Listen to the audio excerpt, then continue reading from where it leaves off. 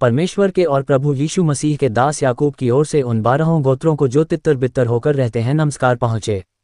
याकूब 1:1। हे मेरे भाइयों, जब तुम नाना प्रकार की परीक्षाओं में पड़ो।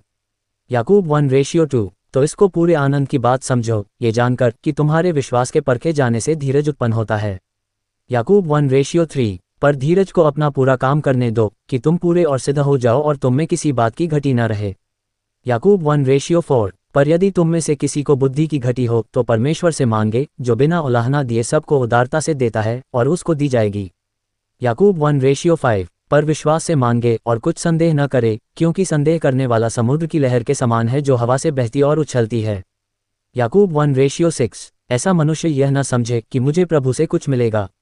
याकूब 1:7। वह व्यक्ति दुचित्ता है और अपनी सारी बातों में चंचल है।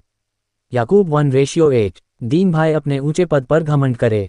याकूब 1:9। और धनवान अपनी नीच दशा पर, क्योंकि वह घास के फूल की नाई जाता रहेगा। याकूब 1:10।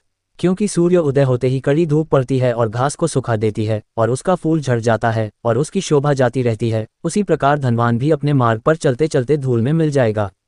याकूब 1:11। धन्य है वह मनुष्य जो परीक्षा में स्थिर रहता है, क्योंकि वह खरा निकलकर जीवन का वह मुकुट पाएगा जिसकी प्रतिज्ञा प्रभु ने अपने प्रेम करने वालों को दी है। याकूब 1:12। जब किसी की परीक्षा हो तो वह ये न कहे कि मेरी परीक्षा परमेश्वर की ओर से होती है, क्योंकि न तो बुरी बातों से परमेश्वर की परीक्षा हो सकती है और न वह किसी की परीक्षा आप करता है। याकूब 1:13। परंतु प्रत्येक व्यक्ति अपनी ही अभिलाषा में खींचकर और फंसकर परीक्षा में पड़ता है। याकूब 1:14। फिर अभिलाषा गर्भवती होकर पाप को जनती है और पाप जब बढ़ जाता है तो मृत्यु को उत्पन्न करता है। याकूब 1:15। हे मेरे प्रिय भाइयों, धोखा न खाओ। याकूब 1:16। क्योंकि हर एक अच्छा वरदान और हर एक उत्तम दान ऊपर ही से है और ज्योतियों के पिता की ओर से मिलता है, जिसमें न तो कोई परिवर्तन हो सकता है और न अदल बदल के कारण उस पर छाया पड़ती है। याकूब 1:17। उसने अपनी ही इच्छा से हमें सत्य के वचन के द्वारा उत्पन्न किया, ताकि हम उसकी सृष्टि की हुई वस्तुओं में से एक प्रकार के प्रथम फल हों। याकूब 1:18। हे मेरे प्रिय भाइयों, ये बात तुम जानते हो, इसलिए हर एक मनुष्य सुनने के लिए तत्पर और बोलने में धीरा और क्रोध में धीमा हो। याकूब 1:19। क्योंकि मनुष्य का क्रोध परमेश्वर के धर्म का निर्वाह नहीं कर सकता है।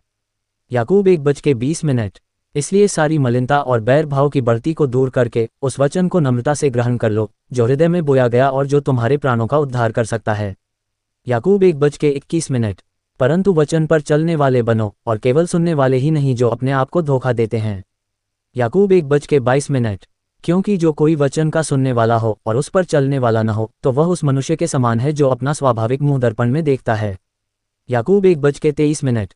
इसलिए कि वह अपने आप को देखकर चला जाता और तुरंत भूल जाता है कि मैं कैसा था। याकूब 1:24। पर जो व्यक्ति स्वतंत्रता की सिद्ध व्यवस्था पर ध्यान करता रहता है वह अपने काम में इसलिए आशीष पाएगा कि सुनकर नहीं पर वैसा ही काम करता है। याकूब 1:25। यदि कोई अपने आप को भक्त समझे और अपनी जीभ पर लगाम न दे पर अपने हृदय को धोखा दे तो उसकी भक्ति व्यर्थ है। याकूब 1:26। हमारे परमेश्वर और पिता के निकट शुद्ध और निर्मल भक्ति यह है कि अनाथों और विधवाओं के क्लेश में उनकी सुधि लें और अपने आप को संसार से निष्कलंक रखें। याकूब 1:27।